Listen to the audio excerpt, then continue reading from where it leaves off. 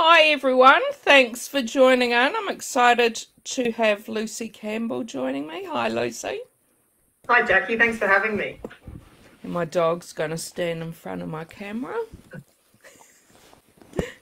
So, a little bit about Lucy. Lucy has worked as a writer and sub-editor across magazines, newspapers, and non-fiction books. Lowbridge is her first novel, and she lives in Canberra with her husband and three children. And I've got my copy, which isn't it's just the proof one, but you can sort of see the cover there of Lowbridge. So thanks so much for joining us. Just wondering if you want to start off by telling us a bit about Lowbridge. Yeah, so Lowbridge is the story of a teenage girl who goes missing in 1987 from a small country town, and how her disappearance becomes the obsession of a woman grieving the loss of her own daughter 30 years later, or 32 years later. But it's not all miserable and depressing.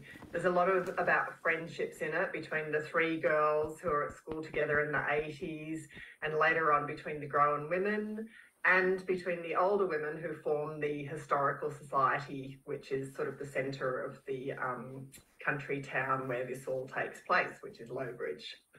And I have to say, I really loved reading it and really interested to know what was the first idea you had? Well, at the time I was working at the ANU in a communications role from Monday to Thursday, and I had Fridays off. And I wanted to start writing fiction because I'd always enjoyed doing it, but it had kind of fallen to the wayside Mm, just as life progressed. So on Fridays I just started writing, and it was just sort of scribbling things just for myself. It was nothing was ever going to see the light of day. And then one day I was down at the local grocer, and I saw milk cartons in the dairy section, and they had photos of people who had gone missing. And some of them were recent cases, and some of them were the cold cases of people mm, who had disappeared 30, 40 years ago. And it really got me thinking, firstly, how someone could just disappear like that, like walk out of a mm, shopping centre and disappear. Secondly, what it would do to the families and friends who were left behind. And thirdly, what the police could possibly hope to find all this time later that would shed new light on the case. And so that was my starting point. I came home and I started writing Lowbridge. And it was never, mm, I didn't see myself as sort of being mystery or crime or small town. mm, It was just those ideas that really intrigued me, that pulled me towards that. mm. And when you started writing that and then realized that, like, was there a point when you realized that you did want to try and get that published, or and how did you go about that?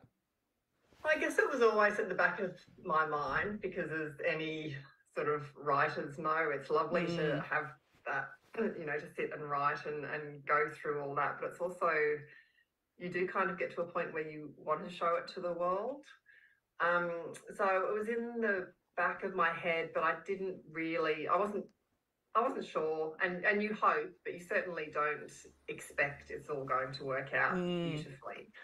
Um, so I showed it to my teenage daughter, and she read it. And that was, I sat there and watched her and made her really nervous and put her off reading everything else. But I thought, I'm going to be able to tell if she looks bored. If she looks at her mm, phone, then I know that it's not interesting to mm, her. And she was sort of upwards, the lower end of my target market, so sort of high teens onwards. Um, and she read it in one go and said, I think it's really good. mm. And then I showed it to my sister as well. And she said to me, I have a friend whose mother used to work in a major publishing house. Do you think, would you like me to show it to her and see whether she thinks you've got something or not? And so that's how it started. I sent it to her, she's actually become a good friend now, Miranda. Sent it to her, and she emailed back very quickly saying, you've definitely got something. So Mm, mm, that was the encouragement that I needed to keep going and to, yeah. plow through endless drafts and rewrites. Mm, mm.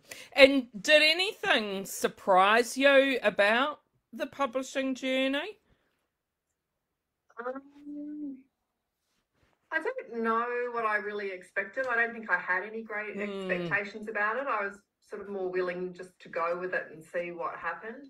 Having worked as a sub-editor previously on both newspapers and magazines, I knew what the editing process would look like, and I made a decision very early on that I was not going to be the sort of writer who was precious about my work or aggressive about people suggesting things, because I think all the people who read it in those early stages, my publisher, editor, copy editor, proofreaders, they're all there to make sure that it is in the best possible place to go out, that there are no mistakes, that anything that needs tightening is tightened.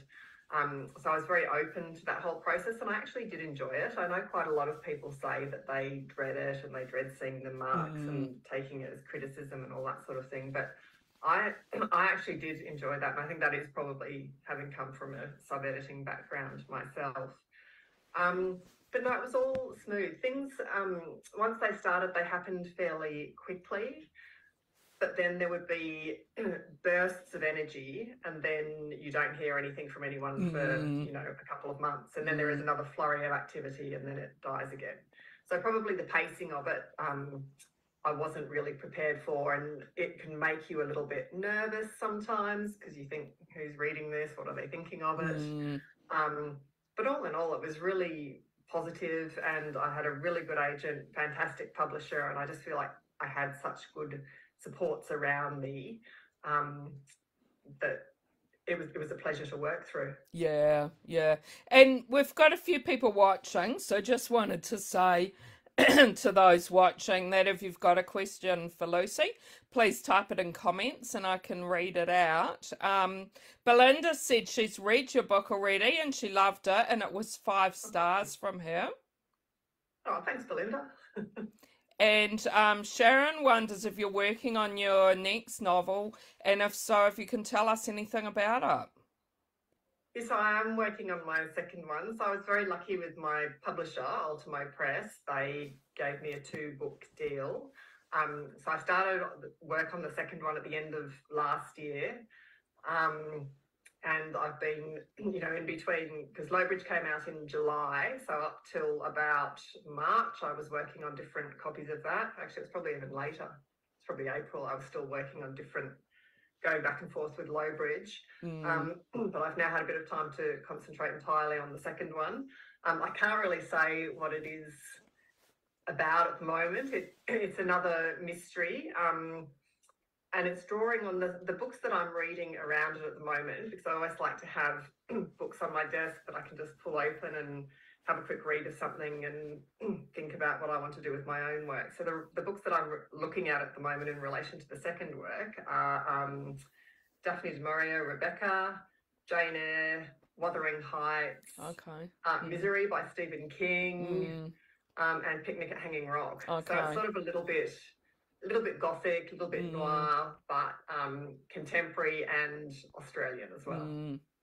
No, sounds interesting. And could you tell us a bit about what sort of research you did for Lowbridge?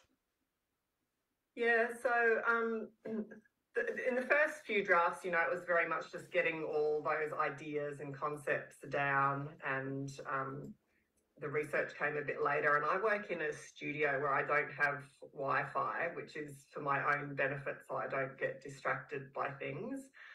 So that means when I do want to do any research, I have to come up to the house to Google or make phone calls or anything like that.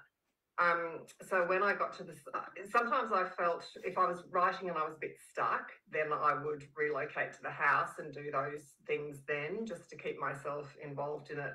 But I generally tended to sort of research bits and pieces as I went, rather than as they came up. I would just make a little note to myself in the text saying, look this up or check this.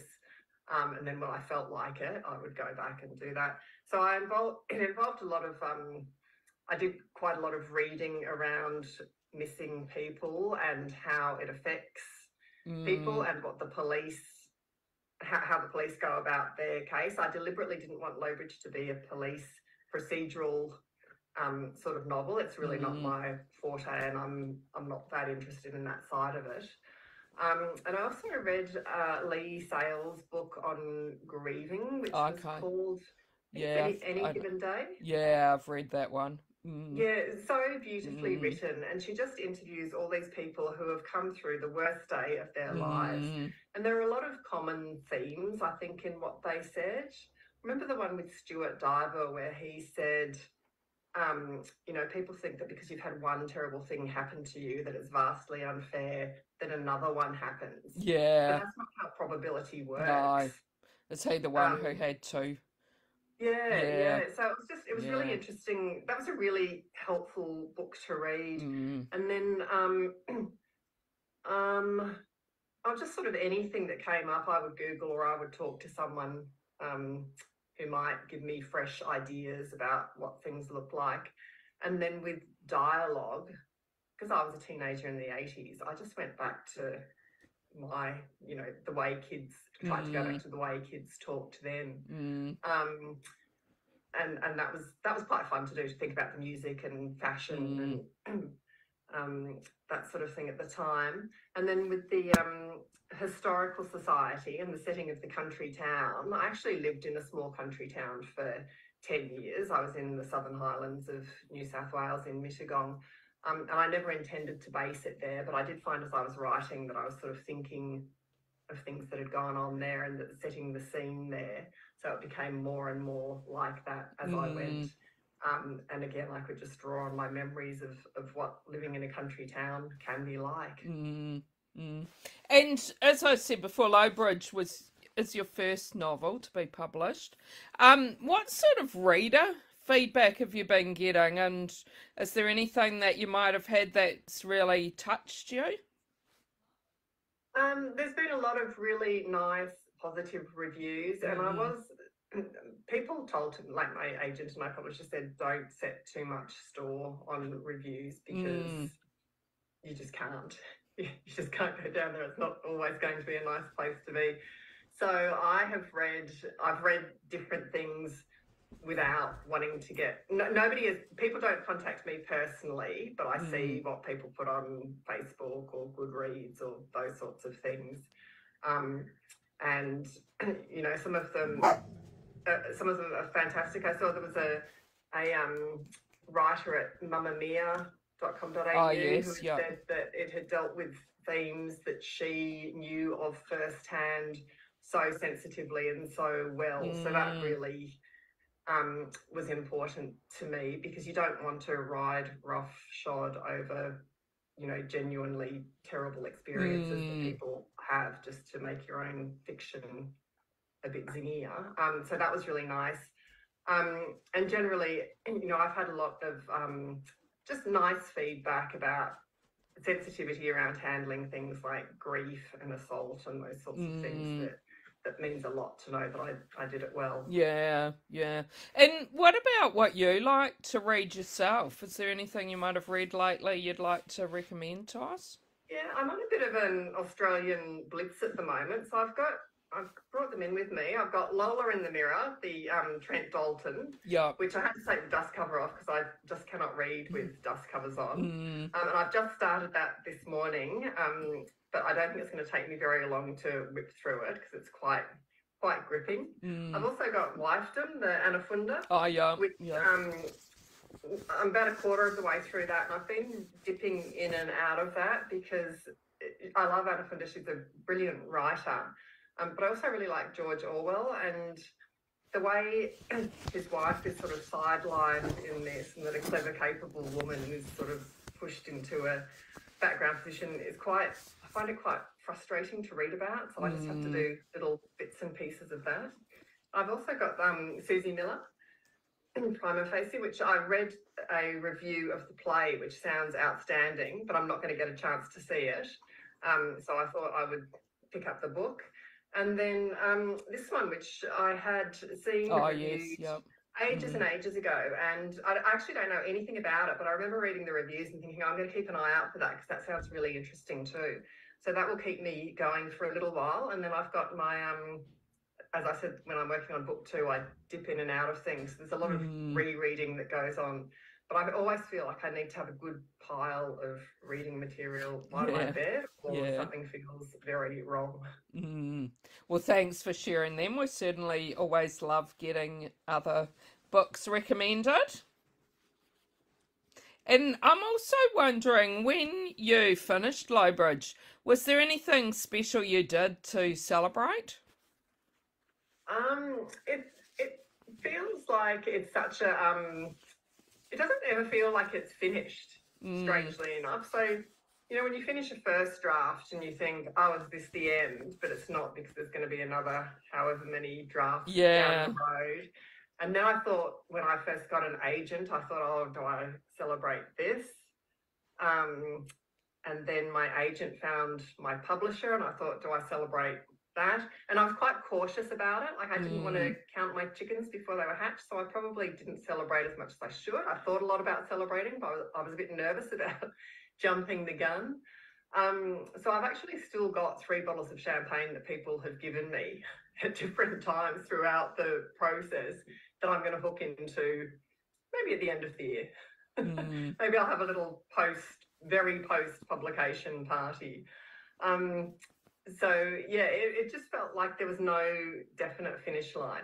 Even when the day that it came out, I had a launch the next night, and then there were functions on that week. So I didn't feel like I could kind of, really relax and go, mm, phew, it's over, because it's not. That was mm, the beginning of it. The publicity was the mm, start of a whole nother game along the road. mm, So yeah, it's a funny little incremental process I've mm, found.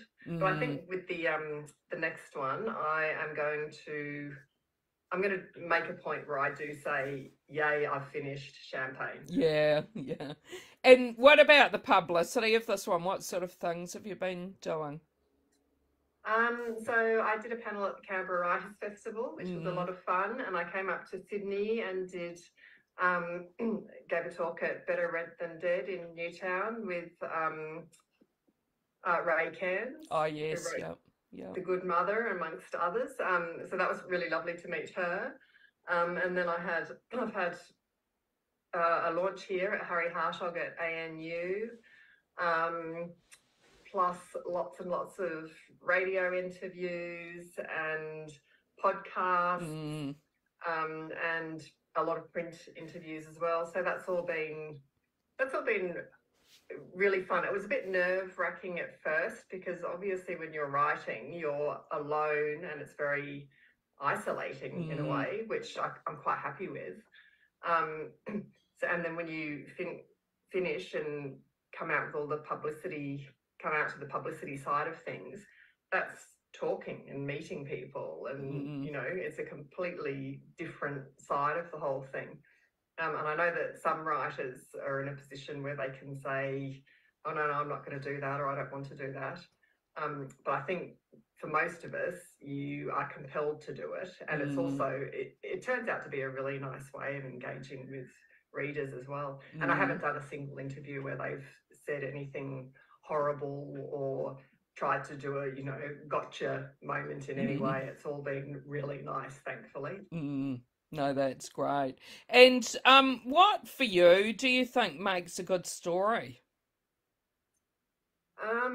Beautiful writing. I don't mind what the topic is, and Yeah. I read quite widely, and it can be about things that wouldn't necessarily have much to do with me or my own life. But if it's beautifully written, and if I can pick up those characters and want to hear and know what they're doing, then I will not put that book down until I've finished. Mm, mm. And when you think of a successful writer, what does that mean to you at the moment?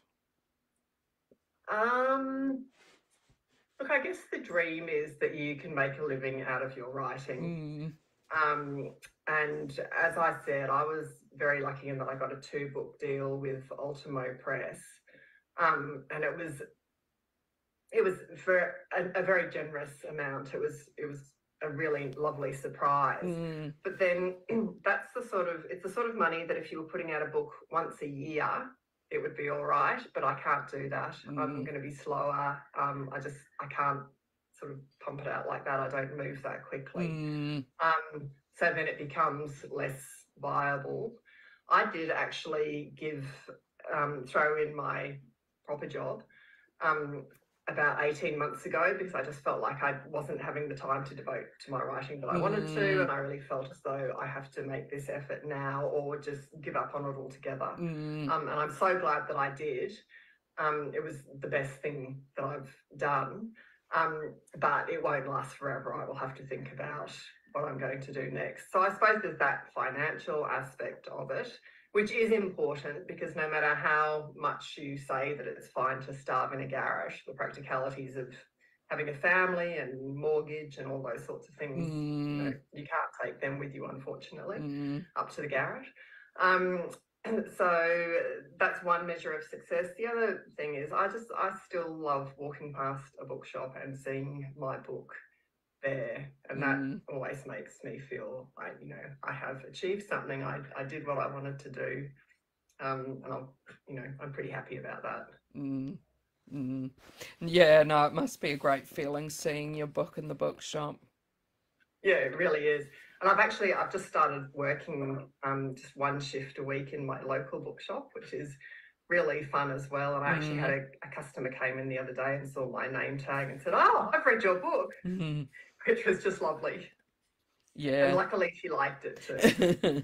No, that's good. And what about reviews? Like, do you look at reviews, and what if you see bad reviews? And so again, you sort of need to take it with a pinch of salt, I think. Mine have all been really good. There was one that wasn't great, but my publisher had warned me beforehand. She said they don't like commercial fiction. I actually don't know why they review it, because they never do it justice. So so I was prepared for that one. And it wasn't even bad. It was more like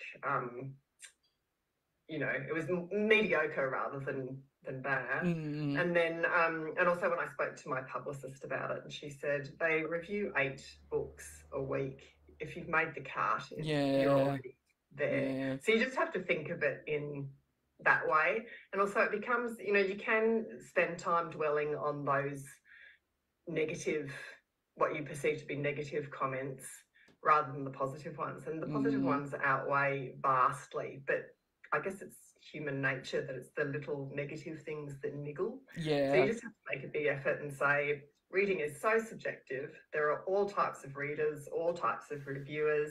You don't have to like my book. Not everyone is going to, and you can't write for everyone. Yeah, exactly. Moving on. Exactly. Well, thanks so much for chatting with me. It's been great talking to you, and hope everyone go out and buy Lowbridge. Like I said, I really loved it, and we'll be looking out for more of your books.